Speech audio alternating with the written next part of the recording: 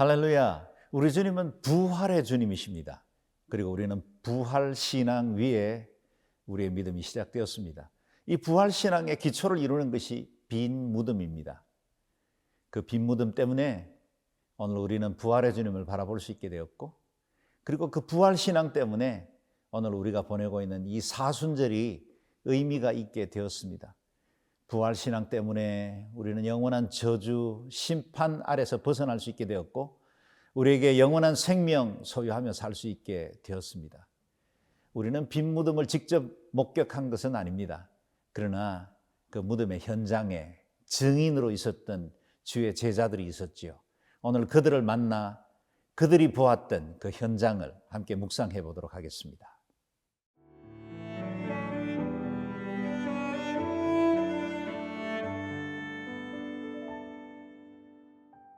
요한복음 20장 1절에서 10절 말씀입니다. 안식 후 첫날 일찍이 아직 어두울 때에 막달라 마리아가 무덤에 와서 돌이 무덤에서 옮겨진 것을 보고 시몬 베드로와 예수께서 사랑하시던 그 다른 제자에게 달려가서 말하되 사람들이 주님을 무덤에서 가져다가 어디 두었는지 우리가 알지 못하겠다 하니 베드로와 그 다른 제자가 나가서 무덤으로 갈새 둘이 같이 다름질하더니 그 다른 제자가 베드로보다 더 빨리 달려가서 먼저 무덤에 이르러 구부려 세마포 놓인 것을 보았으나 들어가지는 아니하였더니 시몬 베드로는 따라와서 무덤에 들어가 보니 세마포가 놓였고 또 머리를 쌌던 수건은 세마포와 함께 놓이지 않고 딴 곳에 쌌던 대로 놓여 있더라. 그때야 무덤에 먼저 갔던 그 다른 제자도 들어가 보고 믿더라.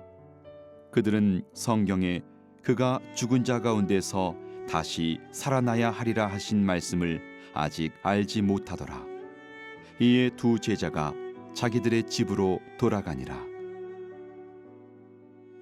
우리 주님께서 십자가에 못 박혀 돌아가신 이후에 맞이한 그 안식일은 정말 깊은 어둠과 슬픔 속에 잠긴 날들이었을 겁니다. 그리고 그 사흘이 지난 이른 새벽에 주님을 사랑하는 여인들이 무덤을 찾습니다.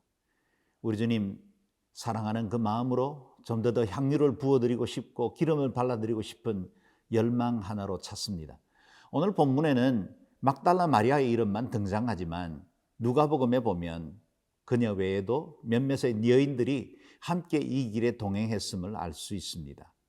그들이 가면서 나누었던 대화는 이것입니다. 누가 그 무거운 무덤에 돌문을 옮겨줄 수 있을까? 그러나 그들이 도착했을 때 돌문은 활짝 열렸고 무덤은 비어 있었습니다. 그리고 그들은 맨 먼저 제자들을 찾아 이 소식을 전합니다. 당시의 여인들은 증인의 자격이 없었습니다. 두세 사람의 이상의 증인들이 필요할 때 반드시 남성들의 증인들이 필요했던 거지요. 부활의 주님, 우리의 생명이 되신 그 주님을 증거하고 싶은 마음으로 그들은 베드로를 찾았습니다. 그런데 그들이 나눈 이야기는 좀 뜻밖입니다. 오늘 본문 1절과 2절을 읽겠습니다.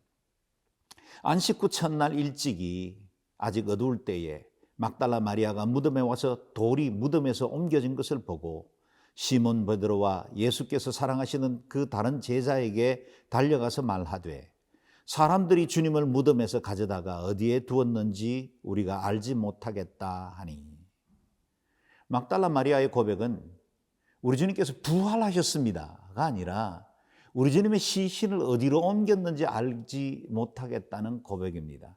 이 이야기를 듣고 두 제자 역시 주님의 무덤을 향해 다름질해 오죠. 과연 조금은 더 젊었던 요한이 먼저 무덤에 도착했습니다. 그러나 그는 굽으려 무덤 안을 들여다보았을 뿐 무덤 안으로 들어가지는 않았습니다.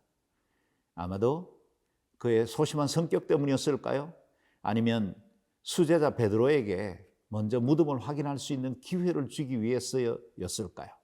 우리는 사실 알지 못하지만 베드로가 도착한 이후에야 두 사람은 비로소 무덤 안으로 들어갔고 거기 빈 무덤, 예수 그리스도께서 누였던 그 자리가 비어 있다는 사실을 알게 되었습니다. 사람들은 성격이 조금씩 다릅니다.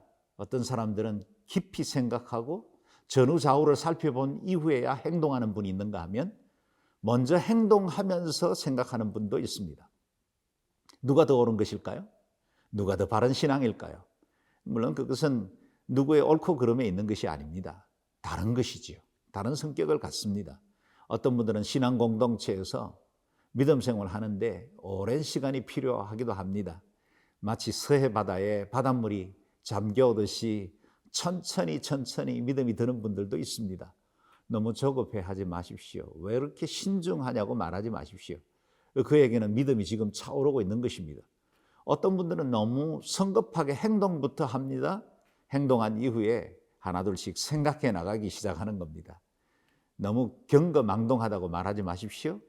그분의 그리스도를 향한 사랑의 표현입니다.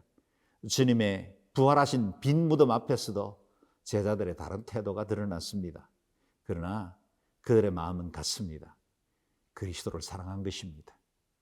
부활하신 주님 만나고 싶은 열망이 있었던 것입니다. 오늘도 우리의 성품이나 성격, 기질들은 조금씩 다르지만 우리는 함께 그리스도를 향해 나아가고 있습니다. 한 걸음씩 또는 성큼성큼 걸어가는 분들도 있겠지요. 서로를 존중하고 귀히 여기며 우리의 빈 무덤, 그 부활의 신앙을 향해 한 걸음 한 걸음씩 나아가는 복된 하루 될 수 있기를 바랍니다.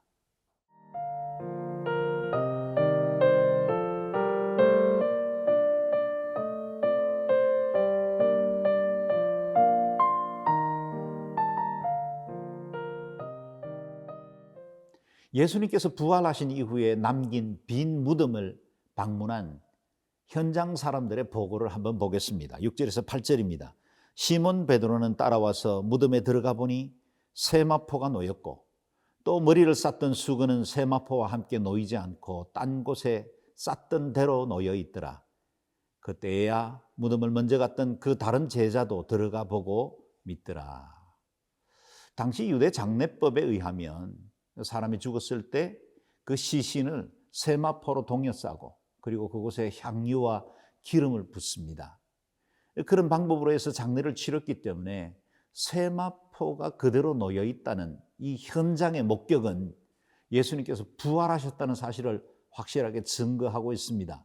마치 노예고치가 그 껍질을 두고 빠지는 것과 마찬가지로 우리 주님께서 세마포를 그대로 두고 그 몸이 빠져나오셨고 또 머리를 쌌던 그 수건은 그 자리에 같이 있지 않고 옆에 있다는 것은 주님께서 부활하신 이후에 그것을 벗어놓았다라는 것들을 간접적으로 증거하고 있지요. 그리고 그 현장을 목격했던 다른 제자, 예수님께서 사랑하셨던 이 요한으로 우리는 전망합니다. 그가 들어가 보고 믿었다라고 오늘 본문은 말하고 있습니다. 물론 9절에서 10절 말씀을 보면 요한의 믿음도 아직 온전하지 않았다는 사실을 알게 됩니다. 그 현장에 직접 있었던 베드로조차도 주님의 부활을 확실하게 믿은 것 같지는 않습니다. 왜냐하면 그 이후에 그들은 자신의 집으로 돌아가 버렸으니까 말이지요. 내일 본문에 이어지지만 막달라 마리아도 여인들도 그리고 다른 제자들도 우리 주님께서 부활하신 이후에 그들 앞에 나타나셨을 때야 비로소 그들이 믿게 됩니다. 빈 무덤은 우리의 부활을 증거하는 가장 강력한 증거가 되긴 하지만 빈 무덤을 목격했다고 해서 사람들이 다 믿는 것 같지는 않습니다. 요한복음 반복적으로 우리 예수님께서 행하신 그 수많은 기적들을 다 표적이라고 표현을 했지요. 주님께서 기적을 행하신 것은 하나님의 아들이시고 또 이 땅에 구원을 주시기 위해서 오신 전능자이심을 보이시기 위한 표적들이었습니다. 그러나 표적을 보고 다 믿은 건 아니었습니다. 나사로가 죽었다가 나흘 만에 다시 살아났을 때도 유대인들과 종교 지도자들은 믿지를 못하고 오히려 예수를 죽이려고 더 혈안이 되어버렸지요. 빈 무덤이 우리에게는 가장 강력한 표적이지만 그러나 그렇다고 해서 믿어지는 건 아닌 것 같습니다. 예수님을 인격적으로 만나셔야 합니다. 우리 주님은 진리의 성령으로 보혜사로 내가 다시 너희에게 오겠다고 말씀을 하셨습니다. 우리 주님이 진리의 성령으로 우리 가운데 오셨을 때에만 우리는 온전히 주님을 믿을 수 있습니다. 누구든지 예수 그리스도의 영으로 말미암지 않고는 주라 시인할 수 없다 말씀하십니다. 그리스도의 영이 없으면 그리스도의 사람이 아니라고 말씀하시지요. 성령이 필요합니다. 진리의 성령님이 오셔서 그 보혜사 되신 그분이 우리의 믿음을 온전케 할 때만 부활신앙도 나의 신앙이 될 수 있습니다. 수많은 믿음의 사람들이 고백하는 그 부활이 아니라 나의 부활이 되려면 우리 주님께서 우리의 인생 가운데 친히 오셔서 인격적 만남을 가지시고 그 성령으로 충만해져야만 온전한 믿음을 가질 수 있습니다. 부활신앙은 우리에게 영원한 소망입니다. 부활하신 그 주님이야말로 우리에게 땅에 살지만 하늘에 속한 자로 살아가게 할 유일한 소망입니다. 그 근거를 이 부활의 날에 우리에게 허락하여 주셨습니다. 오늘도 성령님 사모하십시다. 우리가 묵상하고 읽는 이 말씀이 진리의 성령이 오셔서 우리의 영의 눈을 깨닫게 하시고 눈에 비늘들을 벗기셔서 하나님의 진리를 바로 알도록 인도하시도록 내어 맡기십시다. 그래서 더욱더 견고히 부활신앙에 서서 하나님 경외하고 이토록 어렵고 힘든 여러 상황들도 그 부활의 능력에 주님을 의지하며 승리하는 복된 나날들 되시기를 주의 이름으로 축원합니다. 기도하겠습니다. 존귀하신 하나님, 우리를 위해서 부활해 주신 그 주님을 인해서 감사합니다. 사망당한 자들 가운데 부활의 첫 열매가 되셨사오니 우리에게 임할 이 부활의 날을 소망하면서 매일매일 믿음으로 승리하는 저희들 되게 도와주옵소서. 힘으로도 아니 되고 능으로도 아니 됩니다. 우리 주님 성령께서 친히 우리 가운데 보혜사가 되셔서 우리의 믿음을 온전케 하시고 이 부활의 믿음 굳게 붙들고 매일매일 믿음으로 승리해 나가는 하나님의 사람들 되게 하여 주옵소서. 사랑합니다. 부활의 주님 예수님 이름으로 기도드리옵나이다. 아멘.